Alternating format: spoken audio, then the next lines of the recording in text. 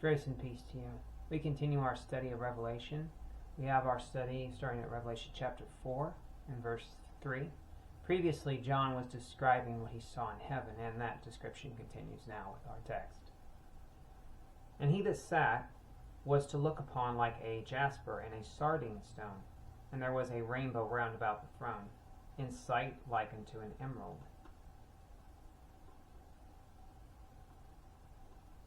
Next, John describes the occupant of the throne in heaven.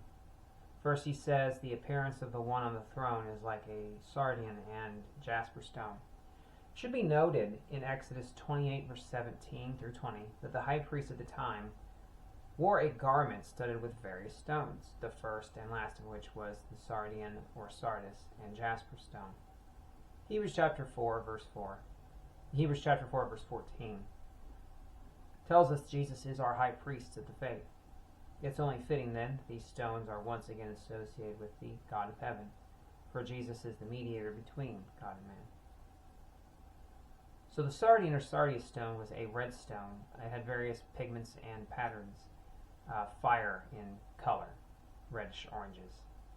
We know from our study together of Revelation chapter 1, verse 14, fire is associated with judgments in the Bible.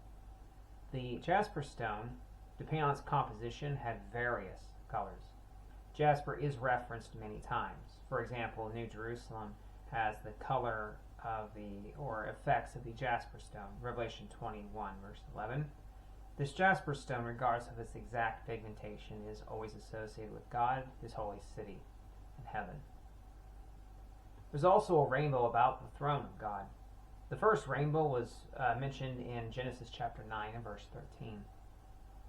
God said its purpose was to serve as a reminder that He would never flood the whole earth again.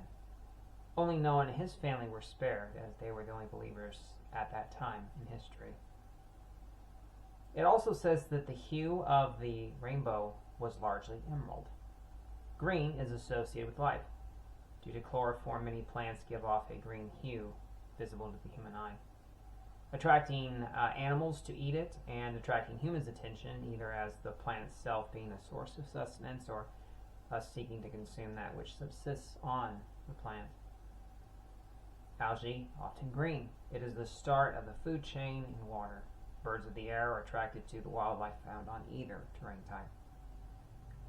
Regardless, green constantly associated with life. How befitting, then, that the Supreme Being, the source of all life, is surrounded by a color most closely associated with it, with life. Verse 4 of the text. And round about the throne were 24 seats, and upon the seats I saw 24 elders sitting, clothed in white raiment. They had on their heads crowns of gold. John starts looking around and he notices 24 thrones and 24 occupants on them. All of them had crowns, and they were wearing the heavenly raiment that is typical of what we've seen of those described in other chapters. Now, a big question asked is, who are these people? Many theories have been proposed as to who they are. I found the following theory the most compelling. That is, the 24 represent the 12 tribes of Israel and the 12 apostles. Some background on both. The 12 tribes of Israel were founded by each of one of Jacob's sons, and then 2 grandsons. Each of the 12 tribes was named after the patriarch that bore their name. The tribes are referenced often in the Bible. One reference is in Exodus 24, verse 4.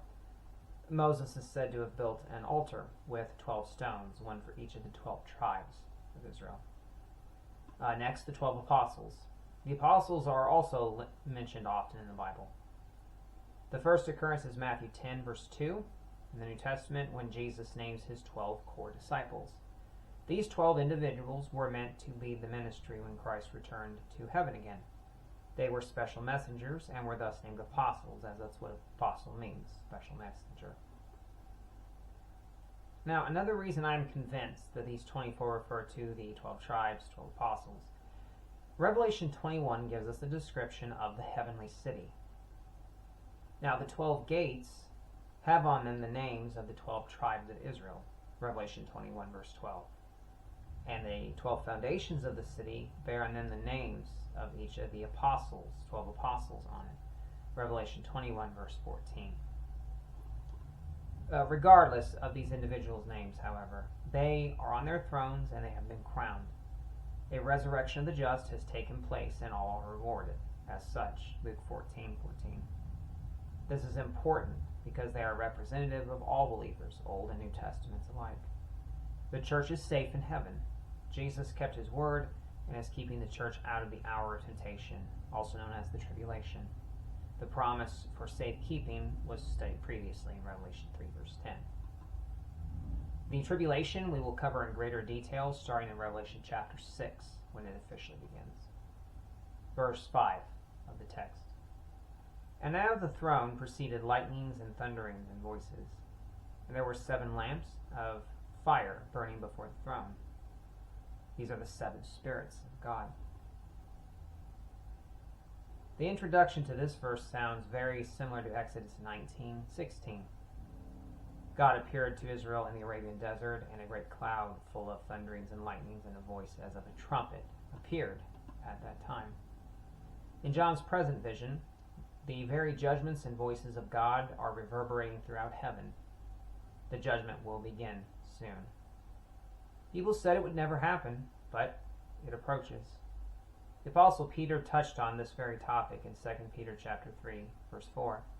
Peter said people will question the judgment, saying, well, since ancient times nothing has changed, everything will go on as it has been. Peter reminds them this was the same thing people said before the flood of Noah. And mankind was wiped out, save Noah and his family. Then John says he saw 7 lamps burning before the throne, which are the 7 spirits of God. We know from our study of Revelation chapter 1 and verse 4, this is the Holy Spirit, the third member of the Trinity. And as mentioned in verse 1, or chapter 1, verse 14 of our study, fire is representative of judgment. The Trinity then is ready for the grand judgment on earth to begin. So then the scene is set in heaven, and will thus conclude our study on this video. We will continue through Revelation. Until the next video, may the Lord bless you and keep you. Thank you for watching, and God bless.